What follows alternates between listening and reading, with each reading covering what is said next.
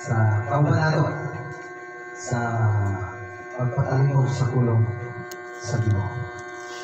Mga igsunan, gusto ko rin batiin actually ngayon, kasi ngayon po ang arawan ni Mama. Nakuhakan din po natin ang Panginoon. Ayan, happy birthday, Ma'am. Ayan, ihanda na yung kuhan kasi mag-march sa ulit daw si Mama. Sabi ko kapon, practice ko yun. So, daghang salamat sa Ginoo sa naroon ang birthday ni Mama, June 30. Ayan. So, daghang salamat mga kaigsunan sa mitambong kagapon sa programa. Salamat po rin ang music sa pagpatulog sa tulong sa Ginoo. Ilang atag ka na po. So, mga igsunan, ang tulong sa Ginoo na itong mapanginawan karon na akong ibasa kagayan diyan sa aklat o sulat ni Santiago chapter 1 verse 22.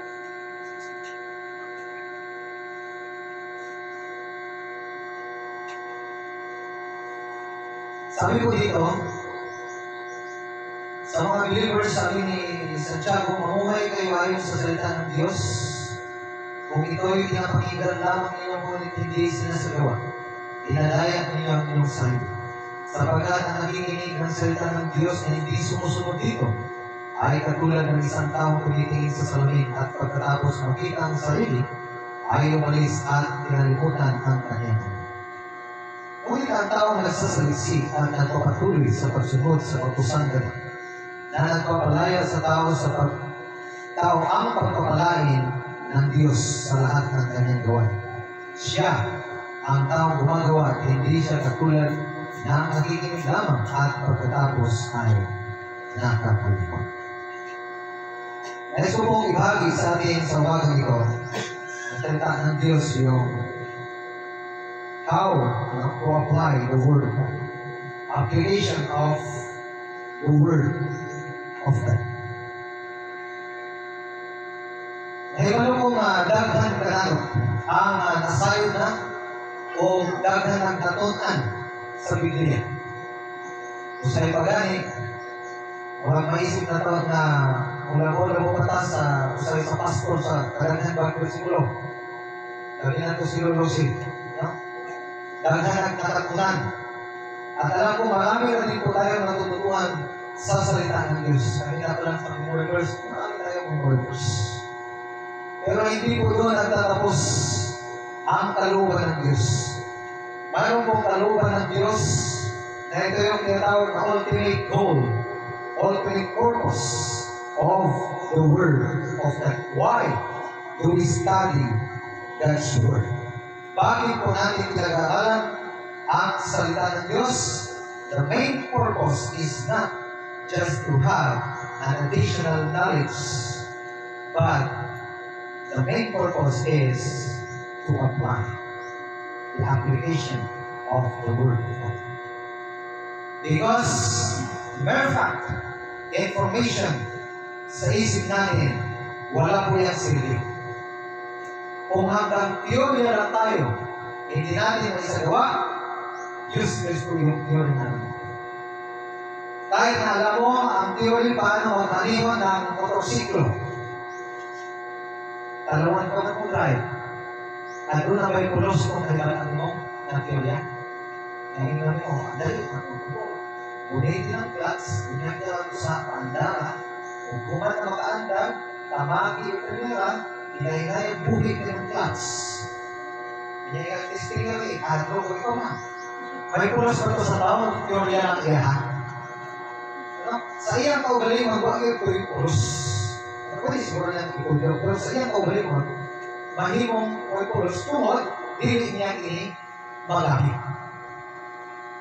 Ang ibig kong sabihin, na ang salita ng Diyos, kapag alam natin meron tayong teorya, o meron tayong tinatawag na head knowledge, ngunit hindi natin ito isinasagawa, naging useless, naging walang bisa, naging walang saysay ang salita ng Diyos. At ayaw po yun ng Panginoon na babalik ang kanyang salita sa kanya na walang silbi.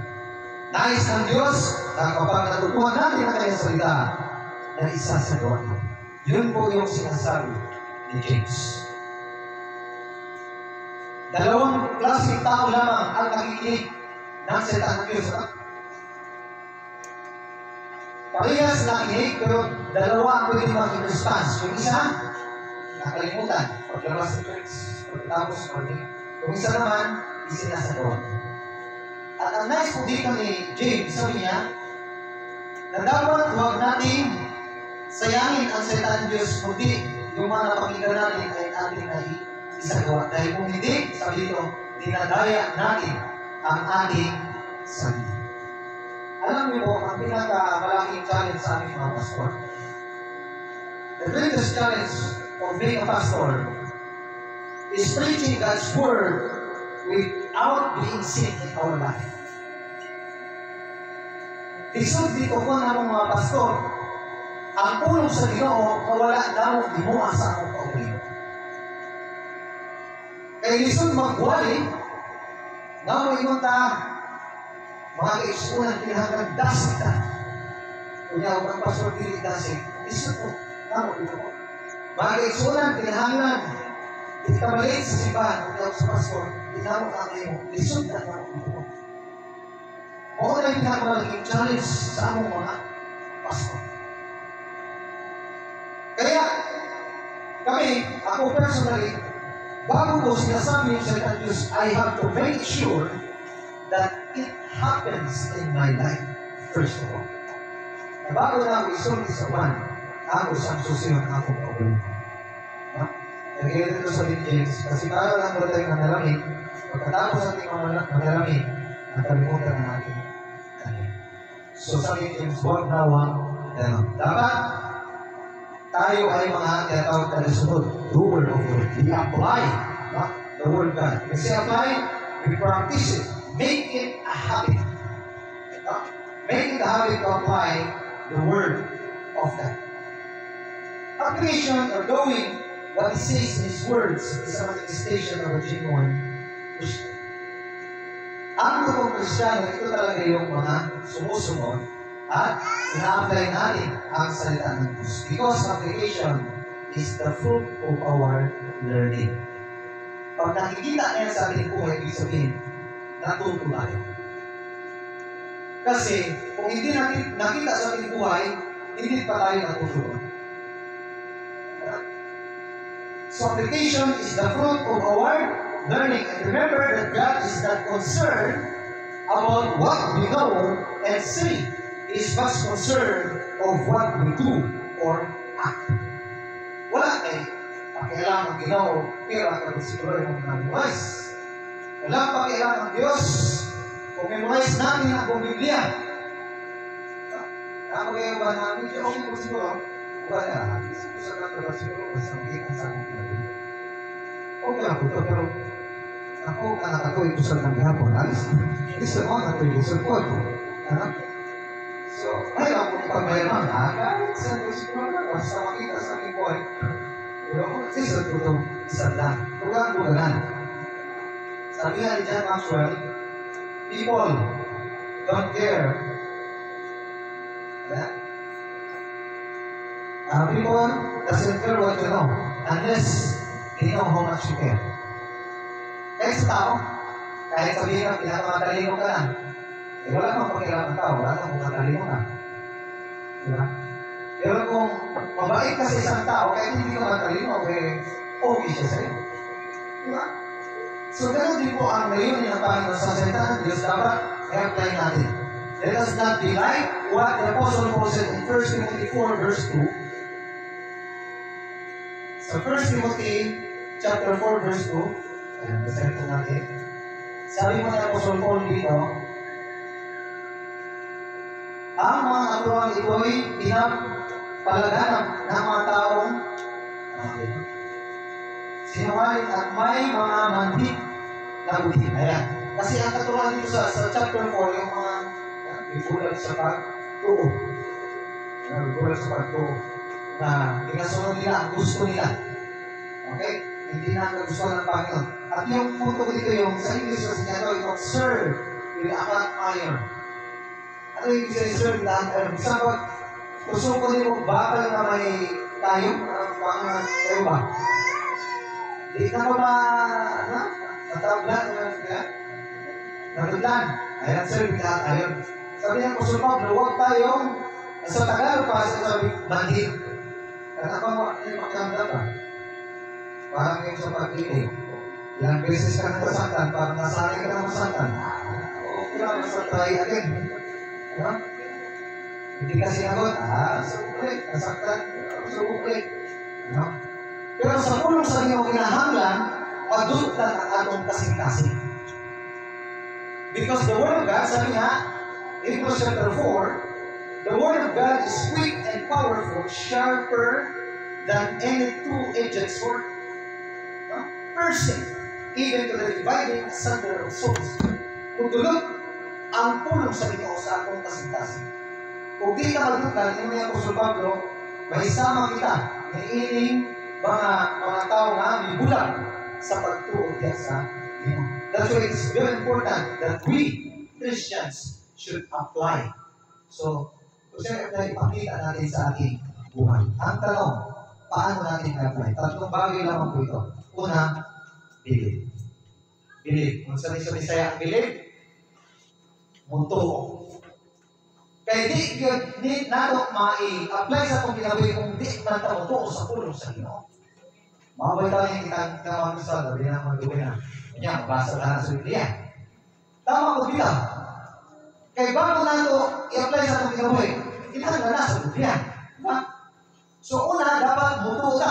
Kagaya niya Apostol Pablo, 2 Timothy chapter 1, verse 12, I know whom I believe. No? And am persuaded that he is able. So si Apostol Pablo, aduna siya tinatawag na belief. No? Mituog yun siya.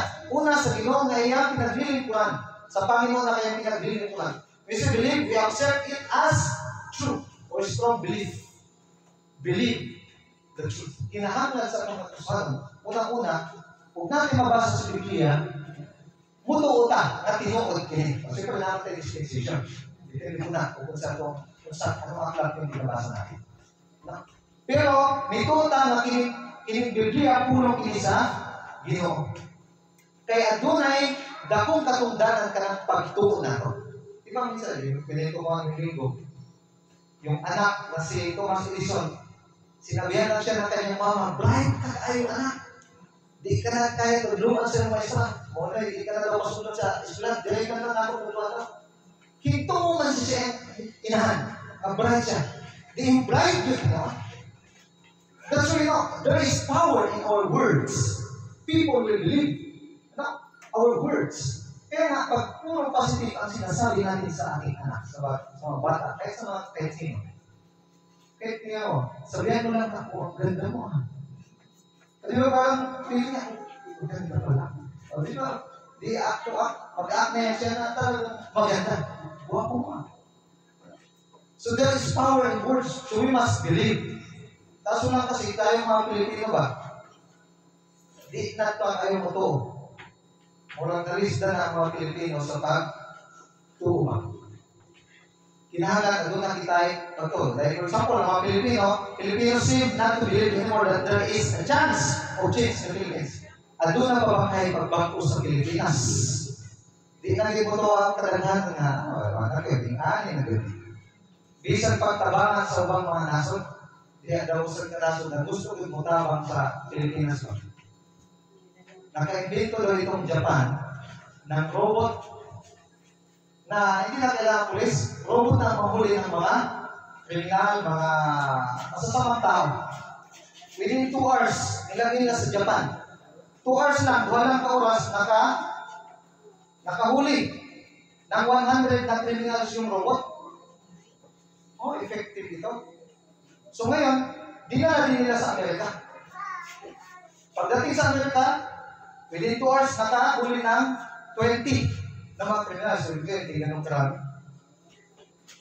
Yun sila, dahil po natin na sa Pilipinas. Kaya nag-reason kayo, okay, yung mga politikong aso. Kaya ba, lipulit yung mga masasama. Ginamit nila sa Pilipinas itong robot. So, So, butang nila dito sa Quiapo ba? Sentral Manila. Ayan. Sa loob ng 2 oras, actually, walang oras. Wala pang oras. Ang nawala yung robot, ninakaw. Hindi nagkahuli ng magnanakaw. Yung robot ang ninakaw. So, kung mutuo ta nga, adunay pagbago, una mutuo siya, sa taarang na yung pagbago. If you want to change, you must first believe that there is change. No? Bisag di ka mosalig sa uwan. Because true intelligence is to know one's ignorance. Magkulang ba ta? Mutuo ta. Nga kini. Pulong sa Ginoo, nga kini tinuod. Conviction and persuasion, sabi ka dyan ni Apostol Pablo. Ang pangutana, do we believe we can do something better? Naniwala ba tayo na pwede pa tayo mag-improve sa Panginoon? We have to look for the positive and guard ourselves from negativity. Mutuo ta nga, doon na ba tayo mahimo diya sa Ginoo. So, ano ma-apply na ito ang pulong sa Ginoo na believe. Pagduha, submit. Ikusa lang si Lord, pero hindi na tumalit na ba? Para ma-apply na ito ang pulong sa Ginoo, kuman kita mituo sa iyong pulong, usabit ta, magpailalong ta sa pulong sa Ginoo. James chapter 4, verse 7. Basahin po natin. Santiago, kapitulo 4, versikulo 7. Sabi po dito, sa wikang Tagalog, kaya pasakop kayo sa Diyos, labanan niyo ang diablo at lalayuan niya kayo. Magpasakop tayo sa Panginoon. The word submit means yield to the control of another. Magpasakop ka ba?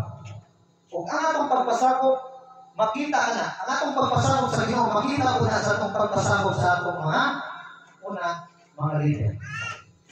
Kaya gisulti ini, sa pulong sa Ginoo, kakinahanglan, magpasakop kita sa ating mga leader. Hebrews chapter 13, verse 7, submit. We have to submit ourselves to authority. What else? We also have to submit one to another. Magpasakop din tayo sa isa't isa. Kung sa pa, magpasakop din yung mga mas bata sa mga nakakatanda. Yung andun yung tinatawag natin paggalang ng mga batanon sa mga may edad na. No? Sabi ko yan sa 1 Peter chapter 5, verse 5. Ang submission, mga kapatid, aduna tinatawag na, it requires humility. Dili na ito kaya magpasakop kung wala kita'y pa. Kung sa'yo sa humility, pagpaubos lang. Pagiging humble. We should not think that we are better than others. Philippians chapter 2, verse 3. Sabi ko dito, let nothing be done to strive or vainglory, but in lowliness of mind, let each esteem other better than themselves. Grabe itong isa natin ang Apostol Paul. Sabi ni Apostol Pablo, isipin ninyo na mas magaling yung iba kaysa sa inyo. Murang diso, di ba? Kaya kita, naibalutan na ang akong idea, ang ngayon yung idea na ako. Pero we have to remember that behind a smart person, there is a smarter. Kung na'y bright, may mas bright. Kung na'y pinaka-bright. So that's why we need to submit to God. Kasi God is the most intelligent being. Di ay usad ka mayaman. Ibaligyan niya itong tabay niya sa usad ka farmer. So ngayon, tinutaka niya, dahil pag-farmer kasi parang sasabihin niya din na hindi ba nakapagtapos ng pag-aaral. So ngayon, iigib na yung farmer ng tubig kasi nabili niya na yung tabay ba? Yung balon. Sabi naman, huwag ka kukuha niya ng tubig. Binili ko lang sa'yo. Yung balon. Sabi niya, yung balon. Binili mo yan, yung tubig, hindi. Sabi nung mahirap, hindi pa rin masabi. Hindi ko na. Sabi ko sa'yo, yung balon lang. So hindi mapakali itong mahirap. Sabi niya, lugi ako Anong silbi ng balon? So mo ito, kung bakit iwaisan na ba ito sa iyang sa katong mayaman ba? Ahingat ko siya katong i-report niya ba? Kaso yun niya, mo ito sa korte. Nagatubang siya sa mayaman ko sa katong farmer. Ingon itong rich, sabi niya, ang ibaligyan lang na ako, anong balon? Klaro kayo. Yes. Pwede lang, ngayon ba, sabi mo, ako manalo nito. So, dahil iba may attorney ka dapat. So, ngayon ang attorney, alam natin, magagaling mo attorney. O, sige. Binenta mo yung balon, pero hindi yung tubig. Sa'yo pa yung tubig. O, sige. Ngayon, dahil ayaw mo ipakuha yung tubig dahil sa'yo, ang nagmamayari ng balon, itong farmer, ngayon, tanggalin mo yung tubig sa balon na yan kasi hindi na sa'yo yung balon. Sabi ng attorney. Or, pangalawang choice mo, buplete ka sa farmer. Kada buwan, buhatag ka eh. Naaman sa iyang balon ka ng tubig mo. O, mansay mo, mansay mong milyon. So, dito, napildi siya sa kaso. Abi niya, bright siya. Abi niya, lamangan niya, nasa uros lang ba?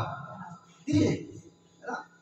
Bisag, unsa ka bright sa uros ka tao, napagay mas bright. Labi na mga aktor niya. No? So, kinahanglan mga igsuon, makibalo kita paiubos, mag-submit, labi na sa atong Ginoo atong sa mga leader. Muna ang pagduha. Muna kung anong ma-apply yun nato sa atong kaugalingon, kinipulong sa Ginoo kinahanglan na magpahiubos kita. Sabi nga ni Confucius, true intelligence is to know one's ignorance. Ang totoo daw na matalino. Sabi niya sa kanyang sarili, ignorante ako. Kunti lang alam ko. Hindi, tinawag din. Nasaya ako eh. Abi nga mag-ison, katong first year ako sa Bible School, mag-ina mga first year, secondary teachers. Murag, sabi ko, sa sarili ko, ang dami ko na alam. Kaya murag, hindi mo rin, murag, hinambog ba? Wali. First year ko niya ito. Saan ba na tayo?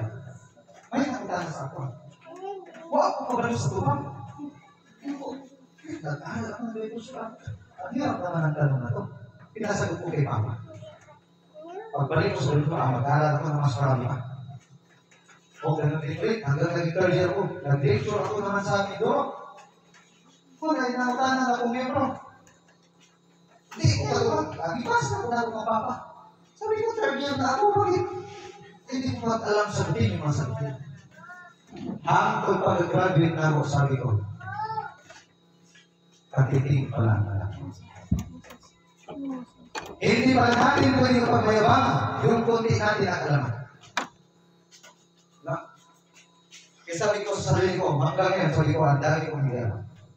Kung magtanong kayo, I cannot guarantee na masagot ko lahat. Even theologians who studied years, no one has ever graduated studying the Word of God. Hindi, wala yung pagbunong ang pagpuon sa pulang sa gina, di ba? Isa kini mga kauban nato, si Lolo, ang tumuhon mo sa pagtuon. Tungod, ang usad kang tao, na tinuod, na blind, ikaw ni Confucius, kanang isipon na rin mo sa imong kaugalingon, nga gamay ka rin yung naibawan. Nakatungkad ka na sa tinatawag na pagiging intelligence. So muna, mga igsoon, kinahanglan, at doon na kita ipagpaubos sa Ginoo, o usap sa atong mga kaigsunan. O ang pagtulong mga igsoon para ma-apply na ito ang Word of God, obey. Ulitin natin. Ano yung number 1 para ma-apply natin? We have to, letter B, believe.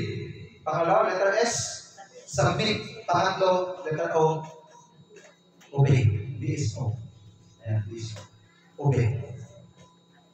B is kung saan sa pagkuhan nato, ang mga pasulikan na mga igsoon, kung na ba diba? Magtudlo lang eh. Pero di na mo uksyon sa pagtuman.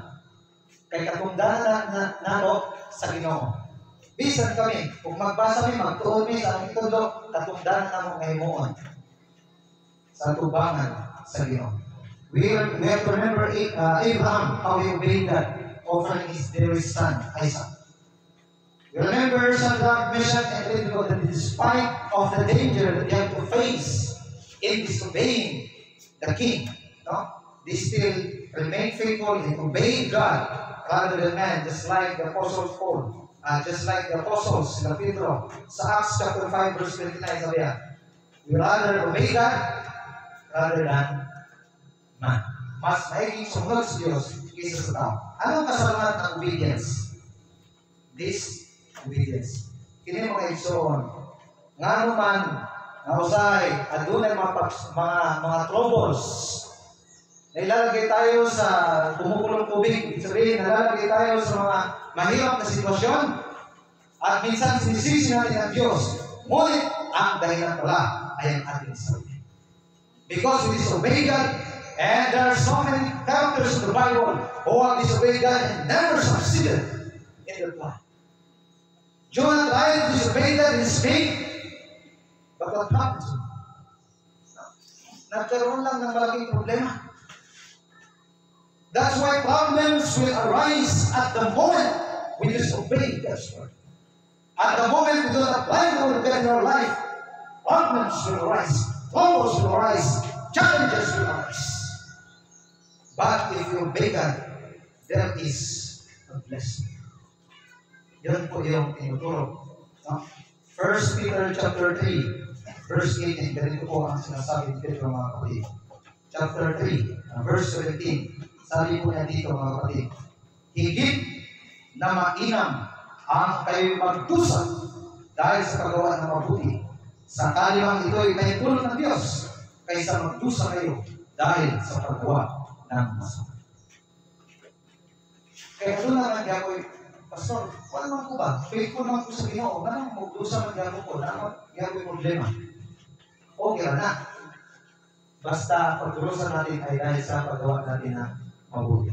Kaya sabi ni Pedro, di bali lang magdusa tayo sa paghirap sa paggawa ng mabuti kisa nagdusa tayo dahil sa paggawa natin ng masama.